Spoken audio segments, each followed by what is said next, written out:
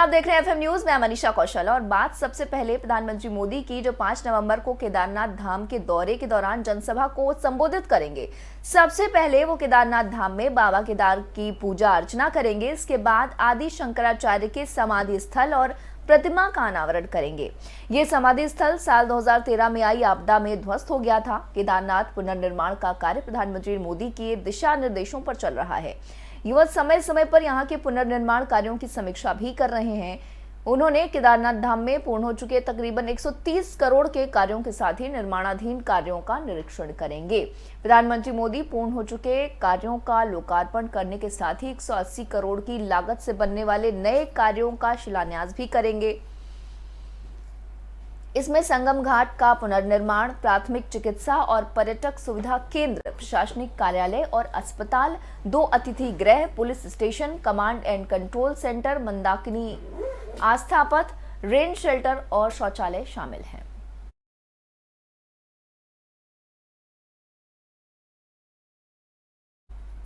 वहीं प्रधानमंत्री नरेंद्र मोदी के 5 नवंबर को केदारनाथ धाम दौरे के जवाब में कांग्रेस भी खास अंदाज में शिव पूजन करेगी।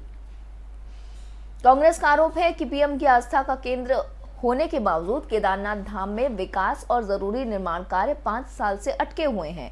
आपको बता दें कि 5 नवंबर को केदारनाथ धाम के पवित्र जल और गंगा जल से राज्य के हर जिले में 12 शिवालयों में जलाभिषेक किया जाएगा। कांग्रेस सरकार में गायक कैलाश खेर रचित जय केदारा भजन गीत गाया जाएगा। प्रधानमंत्री केदारनाथ पधारे, बार बार पधारे, ये कहना है रावत का। ये उनकी श्रद्धा का विषय है, मगर केदारनाथ जी के नाम पर राजनीति की मार्केटिंग का उत्तर देना पड़ेगा। हरीश रावत ने आगे कहा कि आज की सत्ता ने राजनीतिक लाभ उठाने का प्रयास तो किया, मगर उन विकास कार्यों का अंजाम नहीं दिया जो केदारपुरी की सुरक्षा और सुगमता के लिए जरूरी है।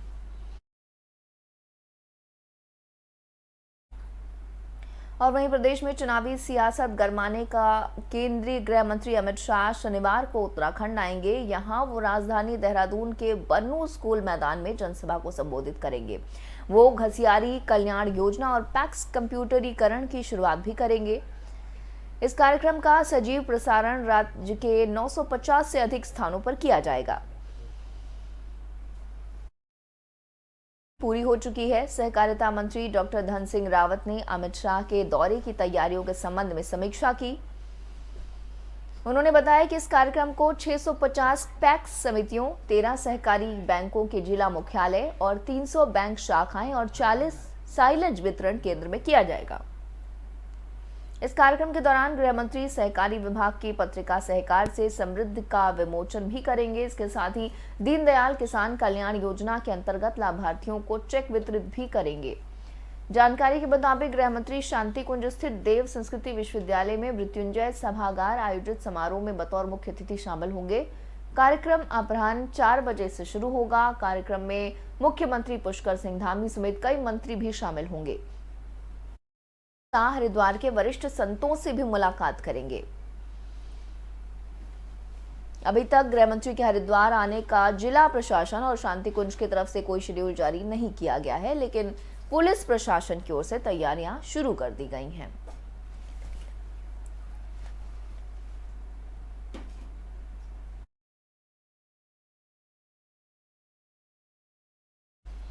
और वहीं प्रदेश की सियासी हवाओं में तैर रही दल बदल की चर्चाओं के बीच मुख्यमंत्री पुष्कर सिंह धामी ने कहा कि चुनाव में विधायकों का आना जाना बड़ा मुद्दा नहीं है। अभी 3 विधायकों ने बीजेपी की सदस्यता ग्रहण की है। उधर आ रहा है, कोई उधर जा रहा है, ये कोई मुद्दा नहीं है, ये चुनाव का समय है। हाल ही में आई प्राकृतिक आपदा में राहत कार्यों को लेकर कांग्रेस के धरना प्रदर्शन पर मुख्यमंत्री ने कहा कि हरीश रावत को खुश होना चाहिए। अब से पहले किसी भी सरकार ने आपदा में ऐसे तुरंत एक्शन नहीं लिया। धामी ने इसे कहा कि बहुगुणा वरिष्ठ नेता हैं सरकार और मुझे उनके अनुभवों का लाभ मिलता रहता है। उन्होंने कहा कि वो 10 दिन पहले भी आए थे।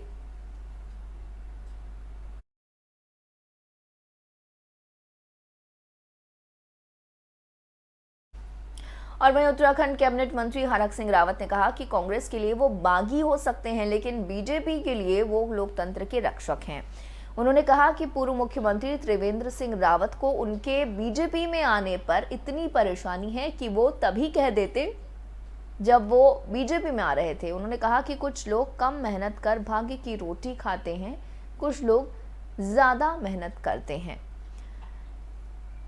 कैबिनेट मंत्री हरक सिंह रावत ने कहा कि पूर्व मुख्यमंत्री विजय बहुगुणा ने यहां सबसे मुलाकात की। उन्होंने अगले 15 दिनों के संभावित घटनाक्रम के बारे में जो बयान दिया वो प्रधानमंत्री मोदी और गृह मंत्री अमित शाह के दौरे के मद्देनजर दिया होगा।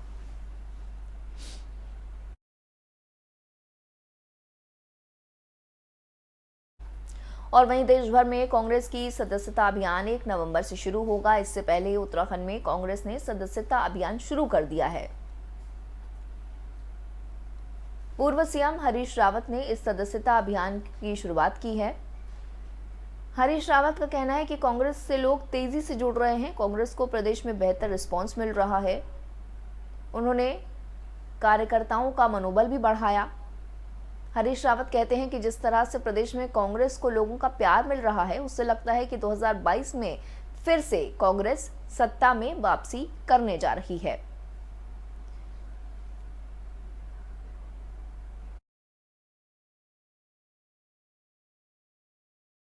और वहीं सोशल मीडिया पर एक वीडियो वायरल हो रहा है। ये वीडियो विधायक प्रणव चैंपियन के परिवार का बताया जा रहा है।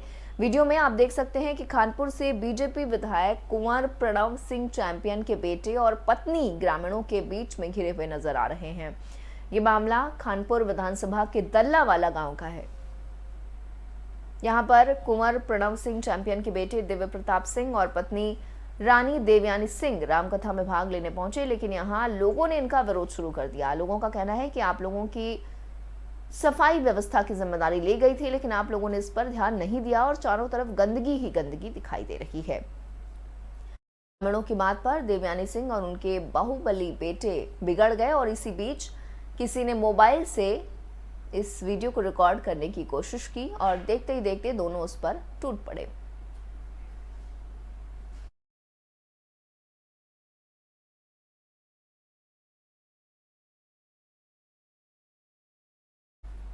बुलेटिन में वक्त एक छोटे से ब्रेक का, जल्द वापस आते हैं। हम सभी जानते हैं कि दिल्ली और उसके आसपास के इलाकों में हर साल अक्टूबर नवंबर के महीनों में पराली के धुएं से प्रदूषण बढ़ जाता है। सर्दियों में पंजाब, हरियाणा और उत्तर प्रदेश में पराली के जलने वाले धुएं से दिल्ली के करोड़ों लोगों को सांस लेने में तकलीफ होती है। हमारे किसान भाइयों को मजबूरी में अपनी पराली जलानी पड़ती है, क्योंकि उनके पास कोई और दूसरा रास्ता ही नहीं होता। अब दिल्ली सरकार ने पराली से होने वाले प्रदूषण को खत्म करने के लिए एक ठोस कदम उठाया है। दिल्ली सरकार ने भारतीय कृषि अनुसंधान संस्थान पूसा द्वारा विकसित बायो डीकंपोजर तकनीक को दिल्ली में लागू कर दिया है।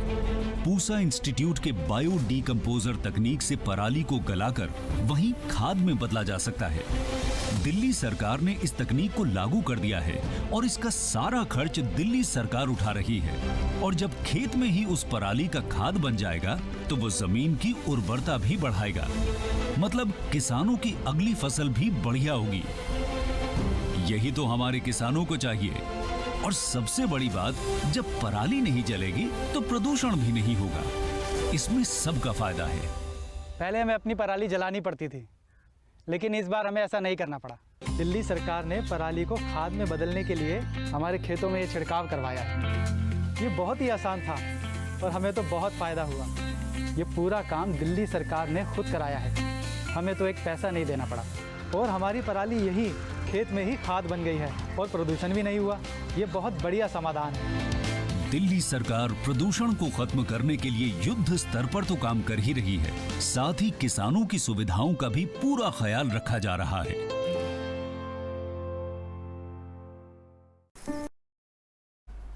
ब्रेक के बाद एक बार फिर से आपका स्वागत है। पुलिस उप महानिरीक्षक कुमाऊं परिक्षेत्र नैनीताल नीलेश आनंद भरने ने प्रदेश के पहले बाल थाने का उद्घाटन किया है। इस थाने का निर्माण उत्तराखंड बाल अधिकार संरक्षण आयोग के दिशा निर्देशों और मानकों के अनुरूप किया गया है। इसका उद्देश्य उन बच्चों पर मानसिक तनाव को कम करना है जिन्हें किन्हीं कारणों से पुलिस थाने आना पड़ता है। अनजाने में अपनी दिशा से भटक जाने वाले बच्चों को इन थाने के माध्यम से सही दिशा देने के प्रयास किए जाएंगे।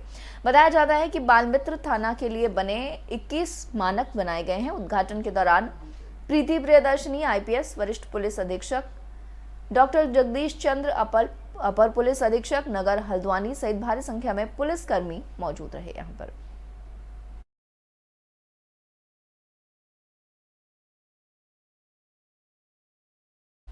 और उत्तराखंड में हुनर हाट का आयोजन किया गया। आज उसका उद्घाटन सीएम धामी और केंद्रीय मंत्री मुख्तार अब्बास नकवी ने किया। इस हुनर हाट की थीम स्वदेशी और लोकल फॉर वोकल है। इस हुनर हाट से उत्तराखंड के स्थानीय कारीगरों और कामगारों को जहां कुछ दिनों के लिए रोजगार मिलता है, तो वहीं स्थानीय सामानों के लिए एक बाजार भी मिल गया है।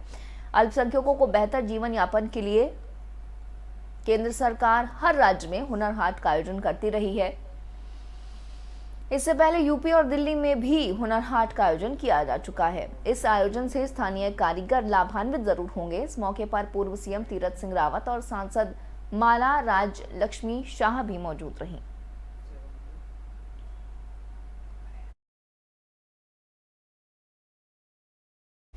वहीं साइबर अपराध को देखते हुए रोशनाबाद में सिडकुल एसोसिएशन के साथ एक वर्कशॉप का आयोजन किया गया।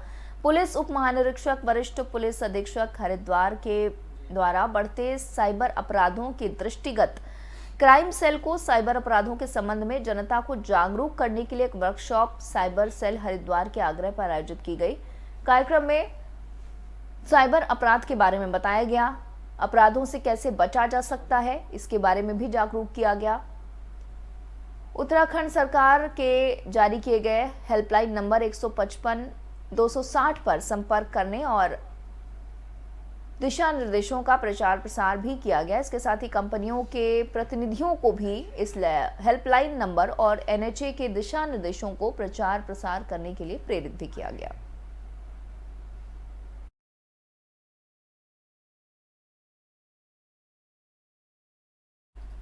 और वही चमोली में लगातार मौसम करवट बदल रहा है। दोपहर बाद रोजाना ऊंचाई वाली जगहों पर बर्फबारी हो रही है। बद्रीनाथ धाम से 20 किलोमीटर दूर संतोपंथ ट्रैक पर जबरदस्त बर्फबारी हुई है। इस साल अक्टूबर में ही संतोपंथ ट्रैक पूरी तरह से बर्फ के आगोश में आ गया है। यहाँ का नजारा देखते ही बन रहा है। तस्वीरों में देख सकते हैं कि किस तरह से हर तरफ बर्फ की सफेदी दिखाई दे रही है। बद्रीनाथ धाम यात्रा के साथ संतोपंथ ट्रैक पर्यटकों के लिए खुला है। इस बार अक्टूबर जाते जाते पहाड़ों में तमाम पहाड़ी चोटियों के साथ ही ऊंचाई वाली जगहों पर जमकर कुदरत मेहरबान दिखाई दे रही है।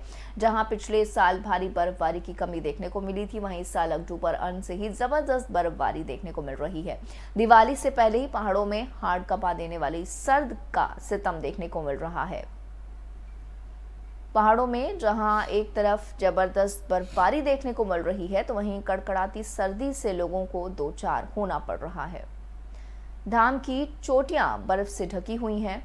द्वितीय केदार महदेश्वर, तृतीय केदार तुंगनाथ समेत चंद्रशिला जैसी जगहों पर भी जमकर बर्फबारी हुई है। मैदानी इलाकों में भी ठंड बढ़ रही है। मौसम विभाग के मुताबिक आने वाले दिनों में पहाड़ों पर जबरदस्त बर्फबारी का अलर्ट है।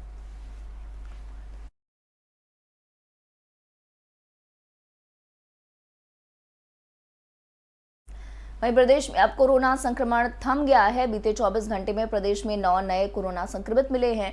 एक भी मरीज की मौत अब तक नहीं हुई है, जबकि 10 मरीजों को ठीक होने के बाद घर भेजा गया है। एक्टिव मरीजों की संख्या घटकर 150 से कम हो गई है। प्रदेश में 146 सक्रिय मरीज हैं। स्वास्थ्य विभाग के मुताबिक 14,059 सैंपलों की जांच रिपोर्ट नेगेटिव आई है। 7 जिलों अल्मोड़ा, चंपावत, हरिद्वार, रुद्रप्रयाग, टिहरी, ऊधम सिंह नगर और उत्तरकाशी में एक भी संक्रमित मरीज नहीं मिला है। वहीं देहरादून, पौड़ी, पिथौरागढ़ में 2-2 संक्रमित मरीज मिले हैं। प्रदेश में अब तक कोरोना के कुल संक्रमितों की संख्या 34,03,859 हो गई है, जिनमें से 3,30,173 लोग ठीक हो चुके हैं। प्रदेश की रिकवरी दर 96.02% और संक्रमण दर 0.06% दर्ज की गई है।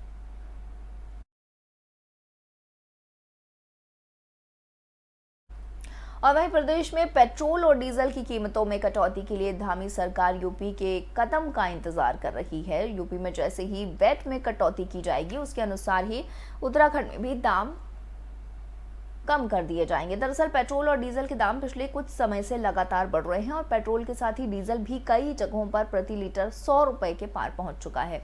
राज्य में होने वाले विधानसभा चुनाव की वजह से बढ़ती कीमतों से सरकार खासी दबाव में है। बीजेपी संगठन सरकार को पेट्रोल डीजल पर वैट कटौती का अनुरोध कर चुका है। सरकार ने भी वित्त विभाग को इस संदर्भ में होमवर्क करने को कहा है। सूत्रों की माने तो पेट्रोल डीजल पर 2 से 3 रुपए की कटौती हो सकती है, लेकिन वित्त विभाग उत्तर प्रदेश में कटौती से पहले राज्य की कीमतें कम करने पर सहमत नहीं है। राज्य के अपने राजस्व में कमी आएगी। इसके बाद दूसरा, यूपी बॉर्डर के इलाकों में सारा तेल यूपी चले जाने का भी खतरा रहेगा।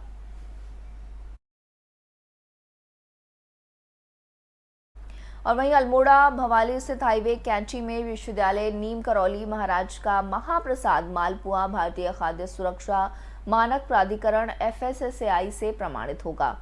खाद्य सुरक्षा AFSDA विभाग प्रमाणीकरण की पूरी प्रक्रिया अपनाने के बाद महाप्रसाद को प्रमाणित करेगी। FSSAI की ओर से भगवान को पसंद स्वच्छ प्रसाद अभियान के लिए प्रदेश के प्रमुख मंदिरों के भोग भंडारे के विशेष प्रसाद को प्रमाणित किया जाता है। कैंची धाम में मालपुओं का भोग 15 जून को मंदिर के स्थापना दिवस पर लगता है। देश विदेश से श्रद्धालु यहां आकर प्रसाद ग्रहण करते हैं। देश के हर राज्य और विदेशों से करीब 2 लाख भक्त प्रसाद ग्रहण करने आते हैं।